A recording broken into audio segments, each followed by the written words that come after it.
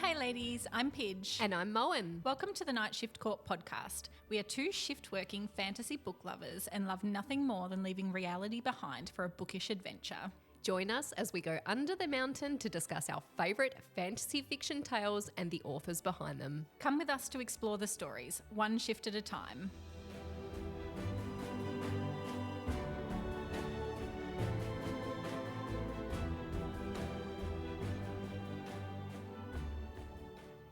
Hi ladies. Hi, welcome back. Yeah. That's it, no? No monkeying around. We've got too much to get through. I agree. Okay. But I love that it changes every week to something different. I would keep you on your toes. Yeah, absolutely. Yeah, it can't be boring. Although You're never boring, trust me. I do love that I do have to greet you in French to come to work. We just had a conversation. I'll explain the context. It's quite funny. We were talking about the fact that I speak Greek, and we were talking about how it's similar to French in the way that it structures its sentences, etc. And Pidge decided, and what she meant to say was that she wants me to greet her in Greek when I pop into work, but it came out, greet me in French. So bonjour, everyone. Welcome to the Night Shift Court podcast. And I want to clarify that I decided I would try and start to learn some Greek so that we can communicate subtly at work without anyone else knowing. And I had started by practicing the word hello, and my intention was to make Moen greet me in Greek. But I got confused and said French, so here we are. Yeah, here we are. The Greek's not going so well. Maybe we should both learn French. I'm offended already. Let's both learn French and then communicate in French. I'll be the worst Greek speaker you'll ever come across. I don't doubt It's the intention It that is. matters. It's lovely. All right, let's get into it. Chapter 11. This introduces part 2 of the book, which is called Cursebreaker. So we left off when Feyre, and I was going to say Feyren. I had to really stop myself. I like that. Yeah, when Feyre and Lucien are leaving through one of the caves that leads them into the Autumn Court. So we're picking up from that position now. So they're in the Autumn Court. They still don't have any magic, so they're in a very vulnerable position. There's no communication down the bond because of the Faebane, no powers. All they is some daggers and their brute strength, which is probably, when you don't have food, water and the like, probably not going to be amazing for much of a battle. So Lucien takes Feyre to a cave that he used to stay in before he left the Autumn Court. And Lucien says that he knew she was lying when she unleashed her light in Highburn. His friend in the Dawn Court had the same powers. So he called Feyre's bluff, which he has many a time over the last few weeks. She asks him why he didn't tell Tamlin that he knew about those powers. And he responds that it felt like kicking him while he was down. I don't care. I don't care either. I love that Lucien's loyal, but there comes a time when you have to realise that you're loyal for no reason. Like this is toxic friendship 101. Yeah, that's right. Isn't it? Yeah, it is. Tamlin's a walking red flag, and Big time. Feyre has known it for a longer amount of time than Lucien, even though Lucien and Tamlin have been together for an extended period of time. Yes. I really do wonder what Tamlin was like before Feyre came along. Like, the only thing we really know is that he was cursed for all of that time and he was sending his sentries over the wall. Yeah. We don't really know that much else about him in between the time of him becoming High Lord and Feyre turning up. So I wonder if he's just turned into the worst High Lord ever, or how did we get here? Yeah, I would like to know his backstory. What made him, was it, the whole him and Rhys and the murdering and all that sort of stuff? Who hurt you, Tamlin? Who did hurt you? Who hurt you? Yeah. Who's the girl? What's her name? What's her name? He also knew that if he did, she would find a way to make sure Lucien never saw Elaine again. Lucien's priorities have now shifted because of Elaine. He's always been by himself. He left the Autumn Court alone. He's been alone in the Spring Court, even though Tamlin's been his bestie. But now he has another priority. He does. And it's a lady. This is a way of him making and showing that Elaine is that priority, leaving with Yes. Feyre and not saying anything to Tamlin because he knew what she would do. Exactly. So Feyre gets a bit angry and says he's only helping her to get what he thinks he's owed and not because it's the right thing to do. It does reek of that. Yeah, it does. Yep. Yeah. And Feyre's mad about that, and I would be too, that he's not doing it because it's the right thing and because he knows that Tamlin is wrong and what he's been doing is wrong. He's selfishly motivated. Totally. And it's one-sided at this point, like completely one-sided. Almost And it's embarrassing. Feyre's sister as well, so it's Yeah. like another level of deep. Yeah, she has a particular normal familial motive to protect Elaine, that over a mate who Elaine wants nothing to do with. Lucien asks what she had planned to do with Tamlin.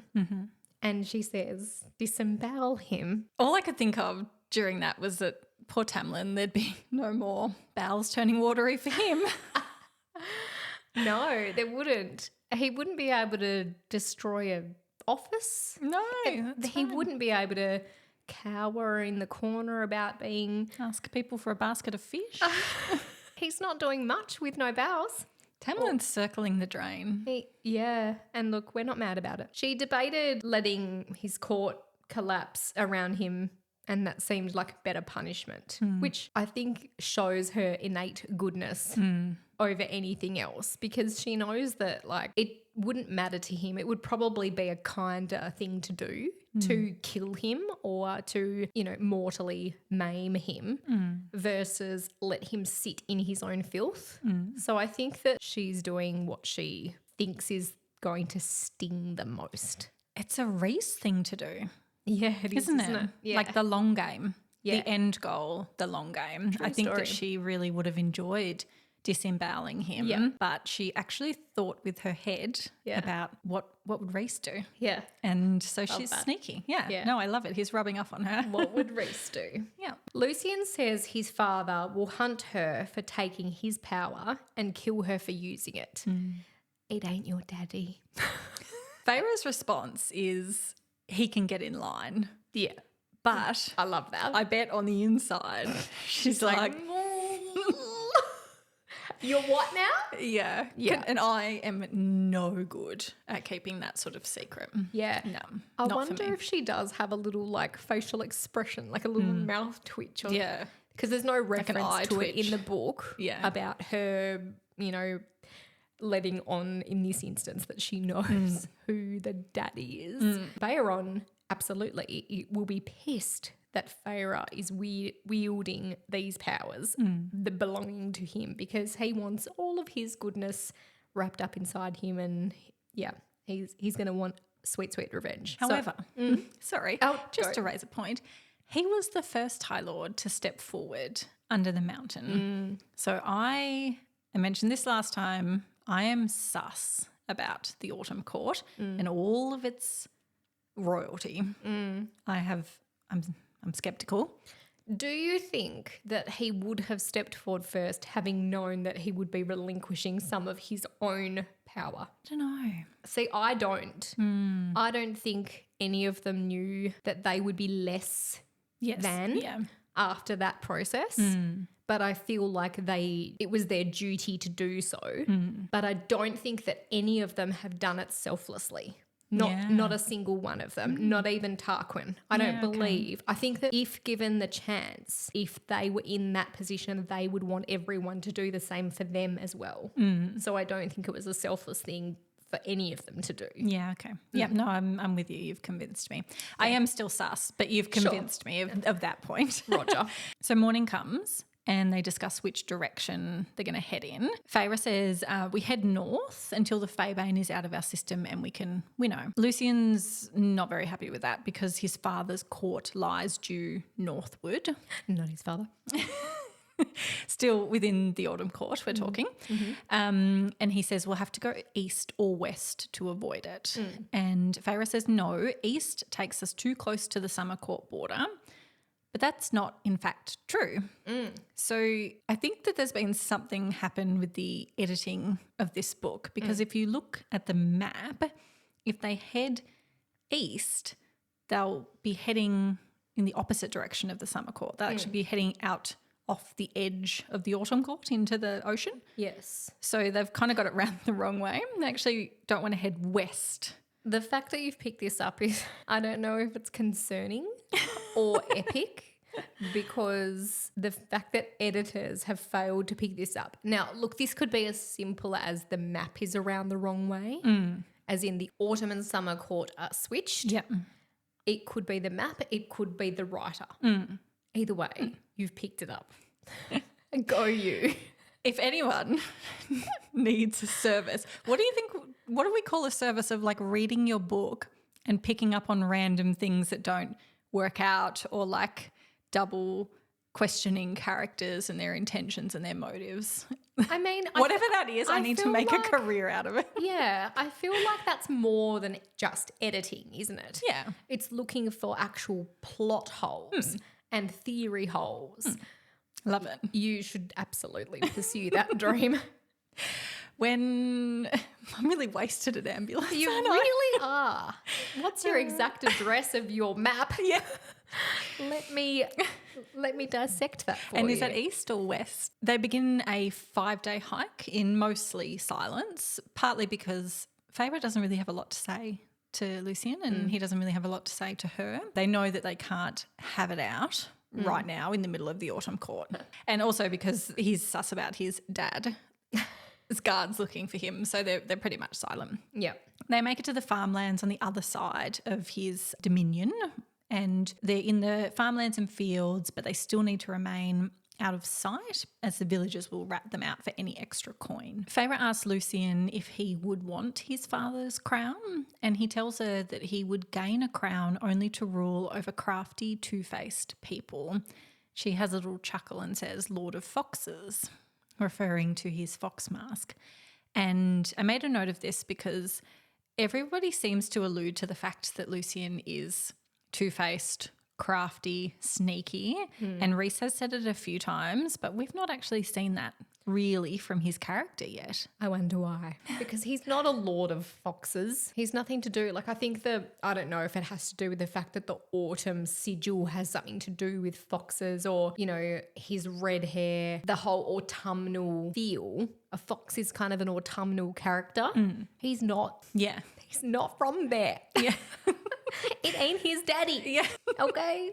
So while they're walking, Lucien reveals the name of his former lover, and her name is Jesminda. He says that the field workers still feel betrayed that Lucien didn't save her because she was from this area. She was a farm and field worker, or a commoner, I guess. So he's basically saying that the workers would still rat them out because they feel betrayed that he wasn't able to save her and that she died, even though he was a High Lord's son. Not this High Lord, but A High Lord son, indeed. And it's clear to me when I read it that he still has some deep pain going on about what happened to her. He's definitely got PTSD. I think that with Lucien, we've been joking about the fact that Bayron's not his father, but like, he knows he's different from his brothers. He's not cruel. He's not malicious. He didn't want anything to do with the Autumn Crown. He's not willing to go through like the bloodshed that it would take to win the crown, even though he probably could when he learns to wield what he would wield, being from where he comes from genetically. I think that he probably suffers from a bit of identity crisis, which is why he's attached himself to Tamlin, being like that loner with like no one really. Two bachelors, they've like joined at the hip, and it's that, again, toxic energy that they've had. Like, Lucien's needed Tamlin until this moment whereby Lucien joins another family, essentially. So they finally make it to the mountains that lead to the Winter Court, and Feyre happens to finally fall asleep. She's exhausted at this point. She's basically had no rest because she ultimately doesn't even trust Lucien at this point to help guard her while she has a nap. She wakes up to a hand gripping her face. Oh, that scared the crap out of me. Yeah. And it's none other than Lucien's brothers. The brothers are taunting Feyre and Lucien about running off together. Obviously, Feyre was doing that little play with Lucien, and there's probably a bit of a rumour mill starting amongst outside of the Spring Court about Feyre goading Lucien a bit. How quickly rumours spread, right? Like ambulance. Yeah. Yeah. Like an ambulance. Rumour has it. So basically, Eris says that they were cuckolding Tamlin. The man who abandoned Moore in the woods centuries ago is none other than this arsehole, Eris. You happen to think that Eris is a goodie. I think he's the Autumn Court version of Rhys. Yeah. Do you want to go into that now or? Well, I feel like I talked about it in the other episode, and I just want to cement that Eris, there is some stuff that he has done in this book, and we're not there yet. You and I are probably there research-wise, but release of episode-wise, we're not there yet. Yeah. And I was always sus that Eris was not actually how he portrayed himself. Not in this interaction exactly, but I am sus because he finds Moore on the Autumn Court border, dumped there by her parents, and then he leaves her there. And considering what was promised to him versus what he got and the reason why he had to marry, I think that they're mates and that she begged for freedom because it's the only thing she's ever wanted and he couldn't deny her. So he left her there. So not pretending because she is actually injured, but left her there and walked away. And so I don't think they're actually together. I think she's denied the bond with him, denied the mate bond. So you think she knew that they were mates? Yeah. But she's done away with it anyway. Because of her history, because she is so, like, she was never allowed freedom. She was raised knowing that she would be sacrificed, for lack of a better term, to a marriage that she didn't want. I think that she just couldn't get over that. And I think he spared her by leaving her on the Autumn Court and border to be found, injured and desperate by Asriel. I ship Eris quite a bit. Not in this interaction, but anyway. Well, I think he's an asshole. Feyre can feel that her powers are slowly returning. So she's like starting to plan now because that's what she does. She's been trained by Cass and Az to always have like 6 million plans in the back of her mind. Feyre uses her powers to attack, separate them from her and Lucien, and then brings the cave down on the brothers so they can run. She's just got her powers back and she's bringing down caves. So they find another cave to rest in because she's pooped. And Lucien asks about Elaine. I love that they're just straight back into like normal shit after mortal peril. Feyre tells Lucien she loves to garden. Fuck's sake, honestly. Of all of the things, if you were like, tell me about my mate, and then the sister goes, well, she loves to garden, you'd be like, oh, that's nice. I feel like that's the first thing that you say when you're really boring. When someone asks you, what sort of hobbies do you have? And don't get me wrong, I love gardening. Because I'm boring. I agree with you. Yeah, I love gardening because I'm boring. Yeah. But if you were a prospective But it's not a cool thing. It's not a mate, cool hobby to have. No, you don't put it on your Tinder profile when you're looking for Mr. Right, loves to garden. Yeah.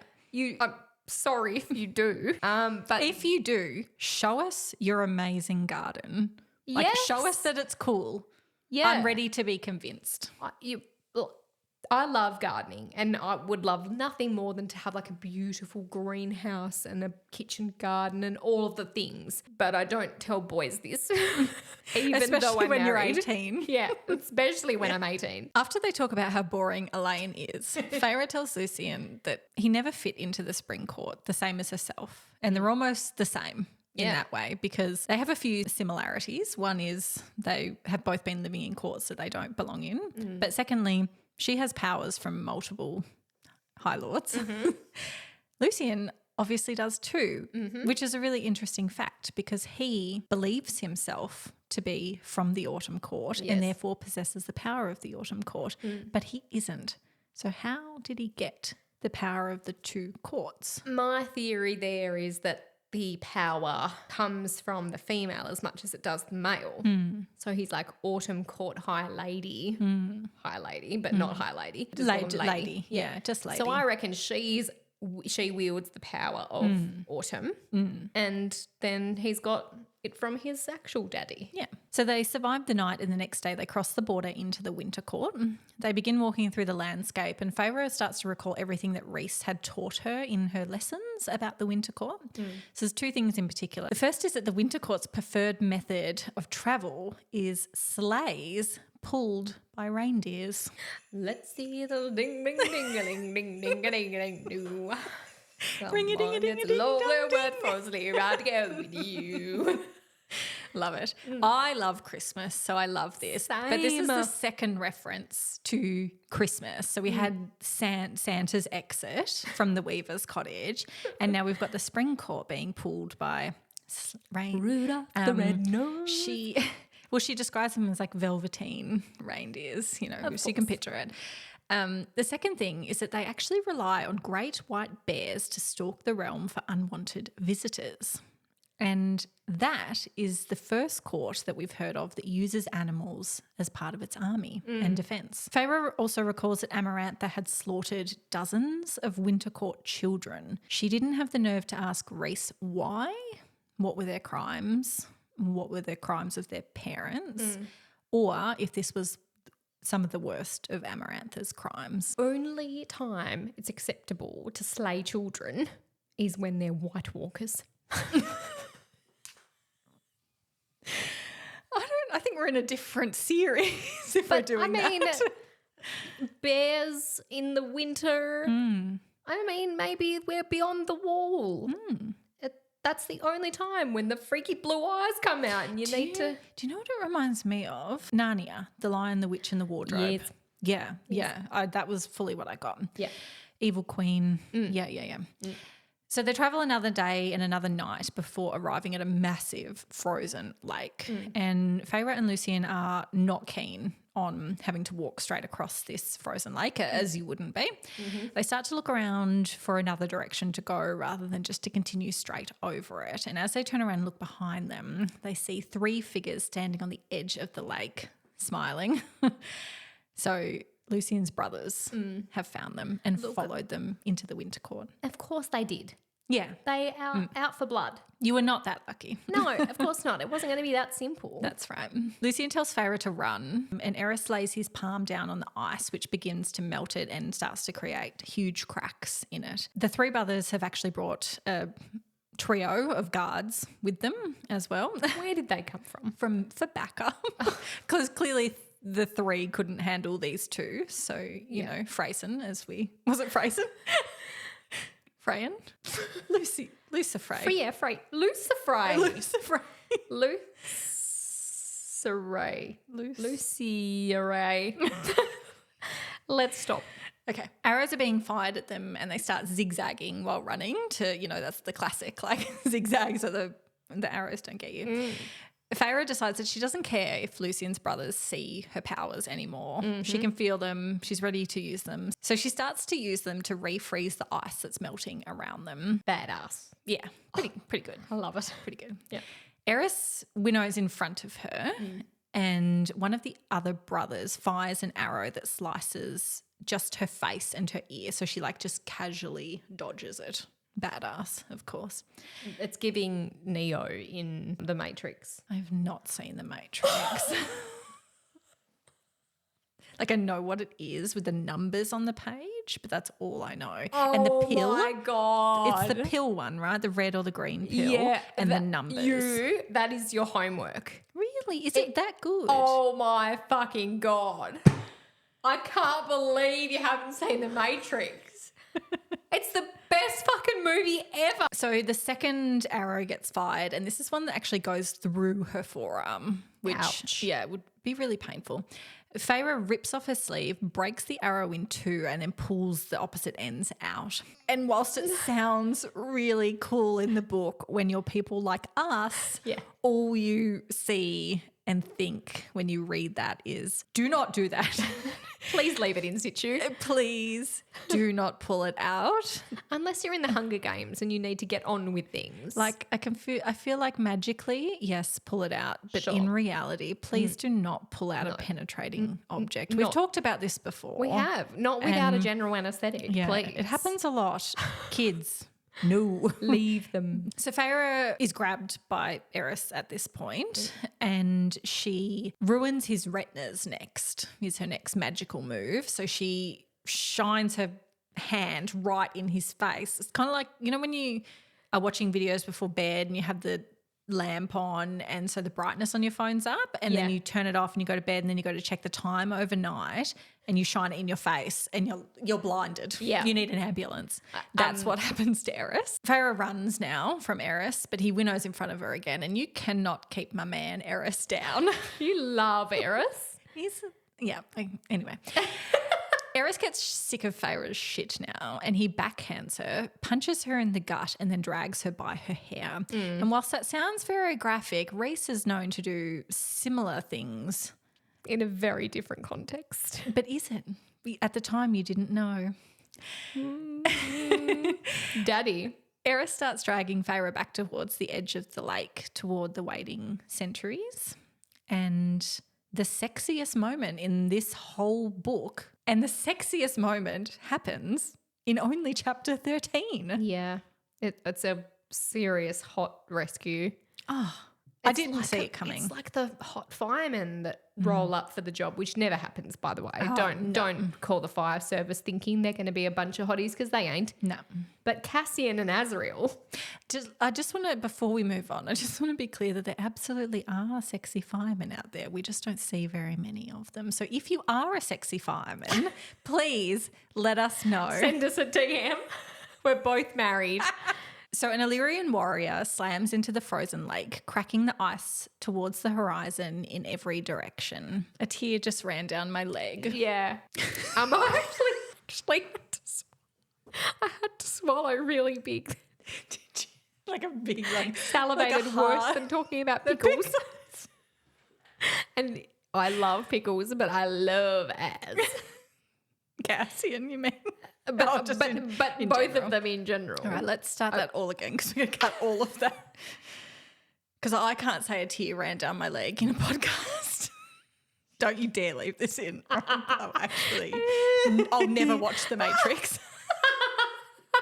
Okay, it would be worth it. An Illyrian warrior slams into the frozen lake, cracking the ice towards the horizon in every direction.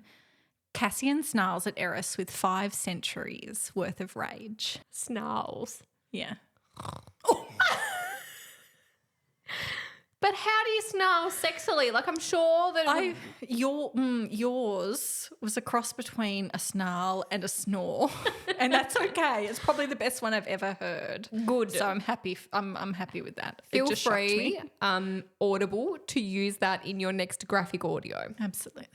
Feyre loosens a sob at Cassian's presence, and his siphons flicker in response, which I actually think is a super touching moment, as Cassian's siphons clearly respond to his power and to him. And she started crying when she saw him. Yeah. Because she's so emotional. And he feels the same back. Yeah. Like, he's not crying, but he clearly feels the same way emotional. about her as she feels about him, Yeah. which is really sweet. Real, but there's no time for That's actual right. sentiment. So That's this is all right. they get, which is so sweet. Remembering that Eris and his brothers probably don't know that the siphons work in that way. Yeah. Do you know what I mean? Because the Illyrians are from the Night Court. Yeah. And it's not as if they haven't been out and about before, but he wouldn't specifically know that they respond to him. And so it's kind of like a little quick acknowledgement between each other. Oh, cute. Azriel lands next, and Feyre truly begins to cry at the sight of her friends, remembering she's not seen them since that day in Highburn when they were both injured and dying. Cassian tells Eris to drop his lady. Feyre breaks free from Eris so Cassian can fight him. That wording, though, is actually very formal, but also very sneaky. Yeah. Because remembering what we know that Eris and the Autumn Court and Lucien don't, which is that Feyre is indeed High Lady of the Night Court. So Rhys told his friends that when they got back, but no one else knows. And so he's referred to her as my lady. Yeah. And it is indeed true. Feyre notices Cassian's eyes move from Eris to her and then back to Eris again. And she understands it as a silent command for her. She spins herself around and kicks Eris directly in the crutch. In the ghoulies. He bends over with a grunt. And I mean, that's actually pretty good compared to how most men would react to being hit in the groin. Yeah, normally they're on the ground in a Mortal a peril. rage and crying, Needing an ambulance. needing an ambulance. Yeah, priority 0. Exactly. So I actually thought that was quite good. Yes, you do love Eris. I do, yeah. Cassian and Eris fight, and Cassian actually stabs him through the stomach, which, as we know, a knife wound is a priority 1 response for poor Eris. Feyre starts to see how this will go down. Lucien will be a few brothers closer to claiming the Autumn Court. Ooh. So Feyre tells Eris that he and his brothers deserve to die, but she's going to spare their lives. She takes the glamours off to show her tattoos and reveals that she is, in fact, the High Lady of the Night Court. Then she tells Cassian to take them home. He flies with her, and Azriel takes Lucien. She finally learns Lucien's last name is Van Sarah. He's one of the only characters that we've learnt the last name of so far. Exactly. And I find it so perplexing. I'm like, why is this important? Because even up to the published books, there's nothing. We don't know. We don't know, and nobody else really. I don't even know if the other females that we get introduced to in Silver Flames have last names, perhaps. I actually haven't done a reread in a really long time of Silver Flames. So we learn Lucien's last name. Yes. But did you pick up on the fact that Cassian is flying Feyre and Azriel is flying Lucien?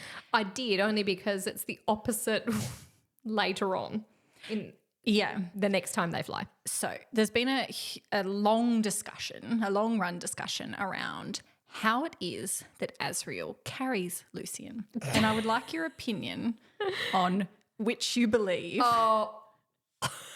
is the way that Azriel carried Lucien. So we'll put a picture in for those that are watching on YouTube, a little image. And for those that don't know, I'll try and describe it for you. So indeed, when you're a fireman, you learn that there are a number of ways to carry someone, because often you're carrying people out of house fires that are disorientated and often injured, and you potentially may be by yourself. So you are taught a variety of different ways to drag or carry somebody's lifeless or limbless body out. So what do you think, Moen? Which way do you think Azriel carried Lucien? I have to go process of elimination. Okay. Right? So I don't think it's 1 because his wings would be in the way. Yeah. So he can't be doing that. I want to believe it's not 2 because that is like a very feminine... It's the bridal carry. It is literally called the bridal carry. Let's not go with 2 because I feel like Az is not partaking in such behaviour. So number 3 is 1 leg on each side of your head, just to clarify. Oh, absolutely not. My Az would not be doing that. Okay. 4 is that his underneath one arm? Is like how you football carry your child out of Bunnings when they have a tantrum. I feel like... Have you never done that? Oh, you don't have boys. I know I have done that in Bunnings and in the supermarket. Awful little things, aren't they? Yeah. I feel like... Number 5's mine. And like between the wings, like both hands. So is it both legs over one shoulder? Yeah. Okay. Or maybe one. Like you can expand to make it work for you. And 6 is just literally fucking dragging an arm. Or like any limb that you can get hold of. 6 is the equivalent of like tying a dead person to a cart and dragging them through the gladiator town. Yes. Yeah, in disgrace. I'm going to go with 4. Okay, you're going to go with 4. Yeah. I'm going with 5. Okay. That's my bet. Yeah. I love that segment. Okay. So they get back to the night court in said 4 or 5 fashion. And Moore is waiting for them. And I wish that Moore had corroborated one of those stories. Whether it was 4 or 5. But we'll never know. No. Damn it. Sarah. If anyone ever has an interview with Sarah, please ask them that. I'm desperate to know. Same. So Reese is very far away, but is racing home. And he specifically sent Cass and Az because he knew they were closer, because he had picked up on the bond, and he's like, right, like there's finally something after nothing because of the Faebane. There's been like no sniff until this moment. And then he's like, right, I know where they are, and sent Cass and Az. Imagine not being close when you finally get a whiff of something. And he would have thought, based on where he is, that he would have been close to Feyre because he would have expected her not to probably go so far so quickly, because he hasn't been able to even hear the plans that have been enacted. So they all return to the townhouse and Amren's there, your favourite. Yep. Lucien seems to know who she is and actually bows to her, which develops her character massively. What do you think about that? So I just think for someone who's not within the Night Court, who's never been to the Night Court, remembering that the borders are sealed. Yes. Like Lucien's been alive for a while. Yep. He's not as old as Rhys is, No. but he has been alive for a while. In that time, the borders have been sealed. Yep. He's probably, in book 1, we heard pretty much everything that Lucien knows about the Night Court, which is that they make their own rules. Not much. Yeah, exactly. Yeah. So for him to have heard of Amren and recognise her in a Fae body. Yeah. Ooh. Because remembering she wasn't always in this skin sack. Yes. And then to bow to her. Yeah. It's big. Is incredible. And even I find the writing of this incredible as well, because this is about Lucien, but it develops Amren's character a lot for me. Very sophisticated. Yeah. Isn't it? Yeah, very skilled. So Lucien asks where they are, naturally. He's like, what is this place? I've never heard of it. They explain that it's Valaris, the city of starlight. Remembering, again, that Lucien expects the Night Court to be a replica of Under the Mountain, because that's all that anyone's ever seen was Under the Mountain. It was well known that it was modelled after the Night Court, or the Court of Nightmares. Exactly. So he's expecting to be taken to essentially the Court of Nightmares, and they've turned up in a townhouse. Yeah, in Valaris, for goodness sake. Yeah. So Rhys finally arrives. He's rushed back to be with his beloved, and he and Feyre are finally reunited. Now, the last thing I want to say about Amren is that before she completely dismisses Lucien, she looks at his metal eye and remarks, "Clever work." oh, yeah. And again, I have been sus about Lucien's eye for a little while now. What is it that she sees in his eye? Is it infused with powers? Because remember, it was made by a friend in the Dawn Court who he's referred to a few times. What does she see when she looks at that eye that others can't? Stop it. Yeah. Rhys arrives and him and Feyre are finally reunited. He basically wastes absolutely no time in telling everyone to be somewhere else. In literally those words. Yeah. Can you leave? He reveals that when the bond went dark, he thought that Feyre might have died. And by the time he got to the Spring Court, she was gone and he couldn't find her. She tells him about the Faebane and why she couldn't contact him, because all of her power was basically not there. And Rhys reveals whatever she did in the Spring Court worked, as Tamlin's sentries have all abandoned him, which isn't that hard to believe considering how hostile they were treating him the last time they were all together. Over half of his people refused to appear for the tithe. I'm gathering the water wraiths are definitely not amongst those who went to the tithe. And Feyre asks about Ianthe and Jurian. Jurian has said to be returned to the King of Highburn. I mean, he's got no business with Tamlin anyway. The treaty or the deal, bargain. It's not there. It's not there. The twins are dead.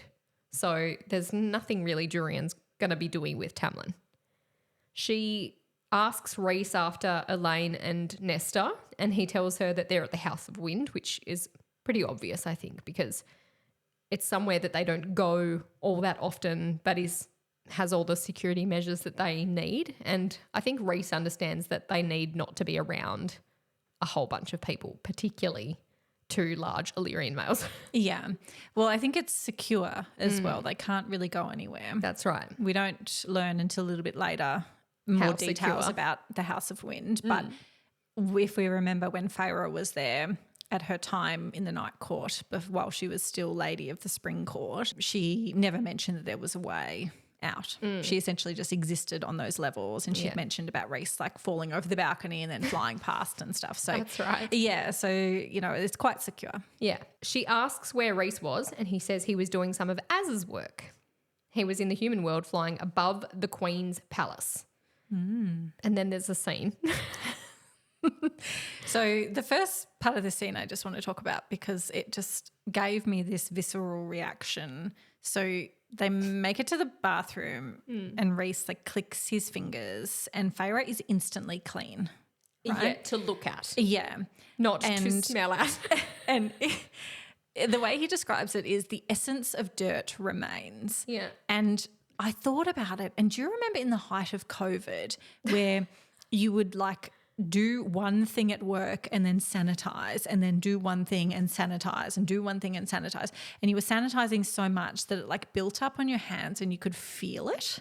So I would like to say that I was on maternity leave in the height of COVID. You missed it. And I really did miss all of that. It was Okay. great. Okay. So I believe you. Okay. Well, anyone who has to sanitize on top of sanitize on top of Yeah. sanitize will remember that like it creates like I can't even describe what it is. It's not sticky. It's not smelly. It's Just not layers. It's just layers of something on you, and it feels like that for me. So your hands look clean, Yeah. but they're not Yeah, right. clean.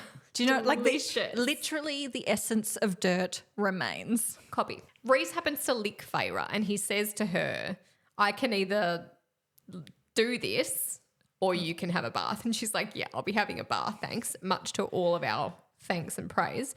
So she gets in this bath, but she does say, like she, derobes slowly and sensually. And she happens to say something to him like, pity there's not room enough for two. And he's like, oh, a design flaw that I'll be fixing or something like that, which is quite funny. She has this bath and then she comes out clean as a whistle only to get very, very dirty again. In a different way. In a different way. In the best way. It's a very good sex scene. We don't feel the need to talk about it. The only thing I really want to say about it is that I've not seen this before. They're getting into it and Rhys like clicks his fingers and his clothes just vanish. Oh, yeah, that's good. And it reminds me, do you remember that movie, a movie I have seen called Bruce Almighty? Yes. Do you remember that? I do remember Bruce Almighty, much unlike you remembering The Matrix. I can't remember something I haven't seen. Exactly. So do you remember in Bruce Almighty where he goes like, woo, and Yes, like all and his all clothes? yes, perfect. That's all I could think Rhys. about. Yeah. Look, this is a good sex scene. If you like the spice, it is a good scene because there's lots of claiming sorts of language.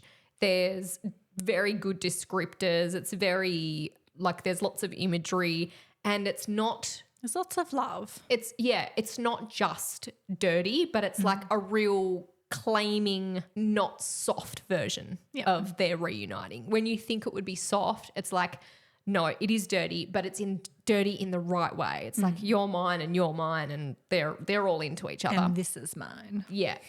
Yep. Delicious. Moving on.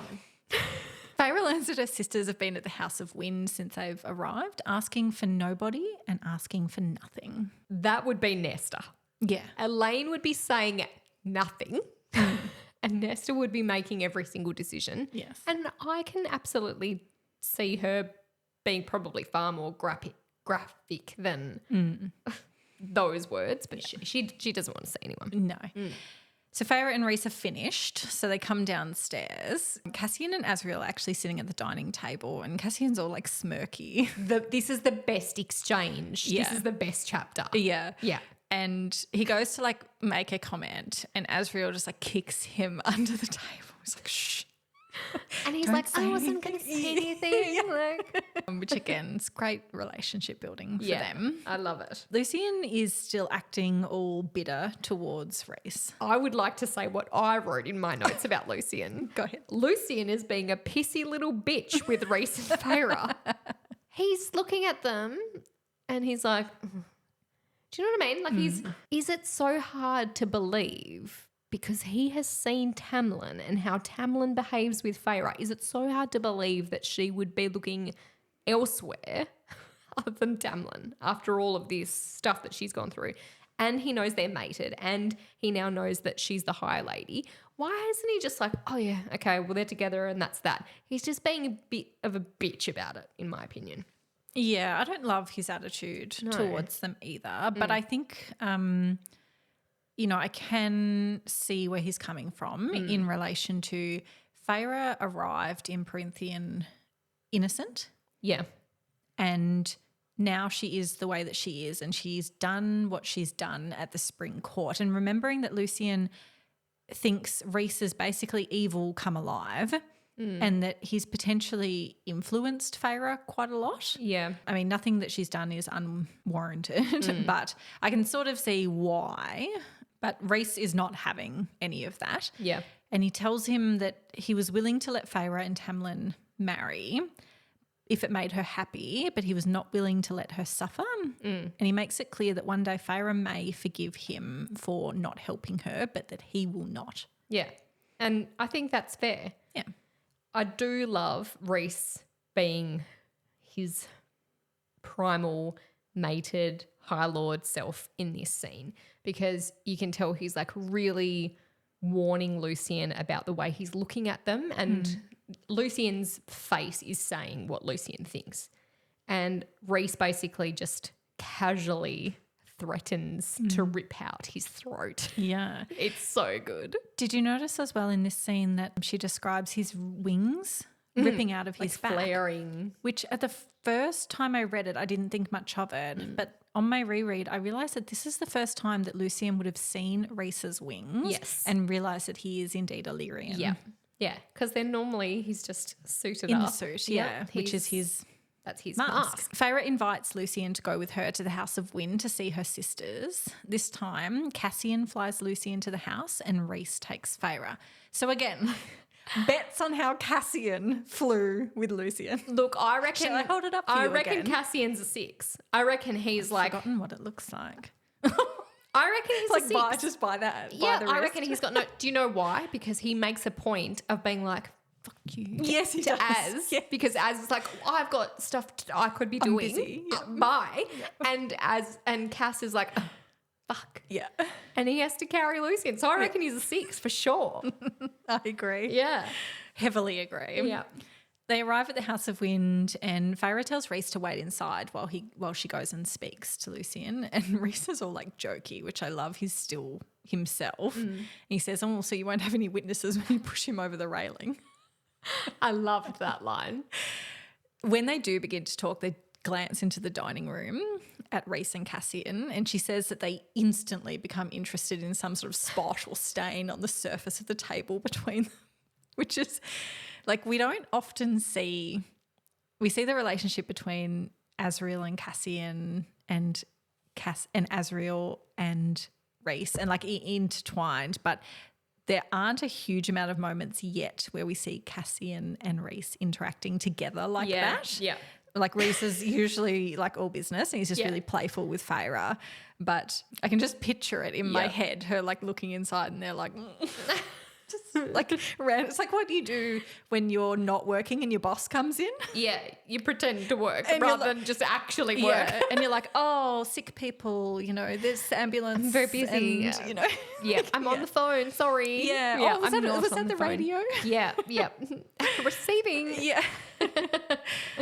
Feyre starts to tell Lucien all about her and Reese, essentially, and how Reese had saved her life on Calanmai.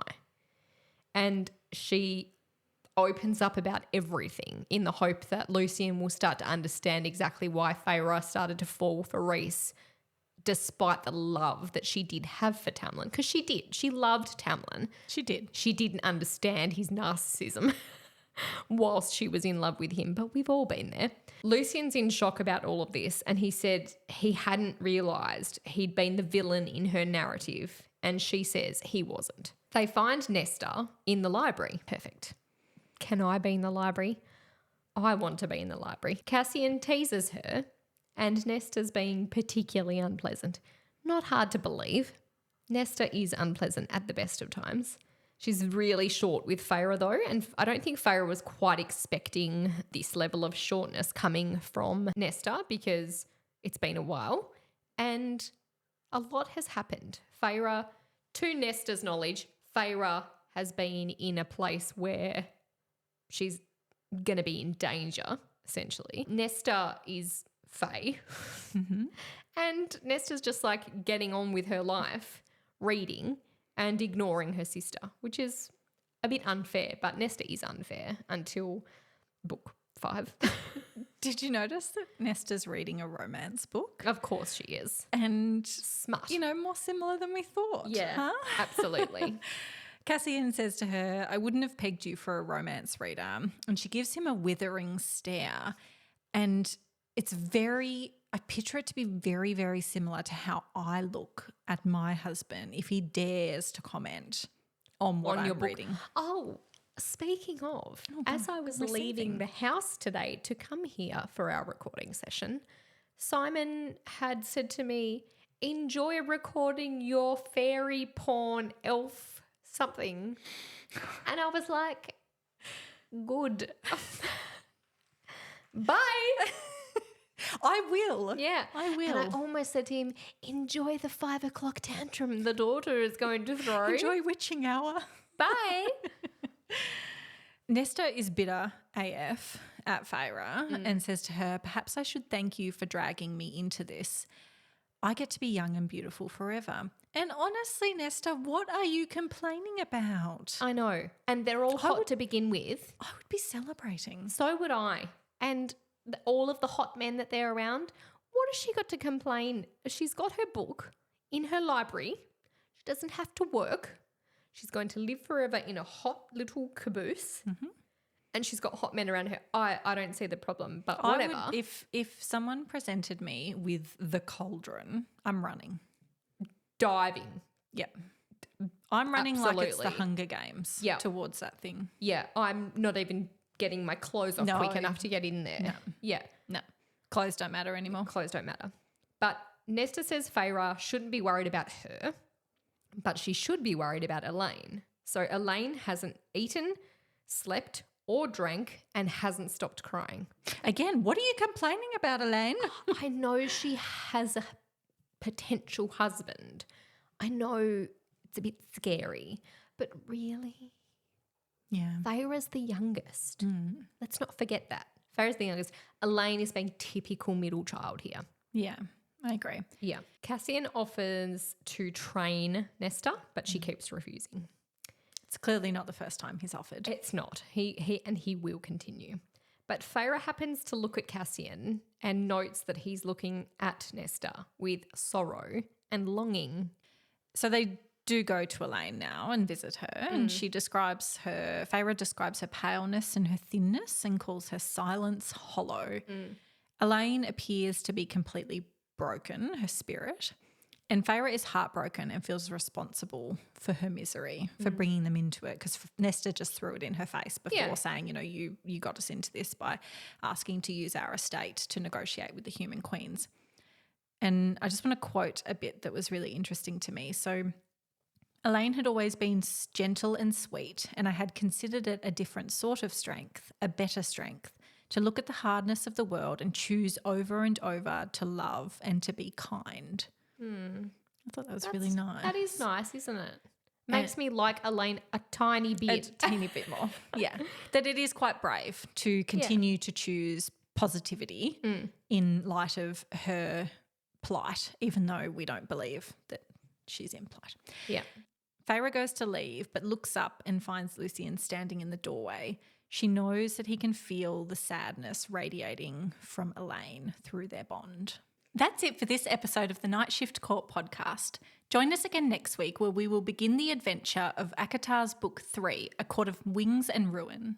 Whichever platform you're listening on, we would so appreciate a 5-star review. You can follow us at The Night Shift Court on Facebook, Instagram and TikTok. I hope the night is kind.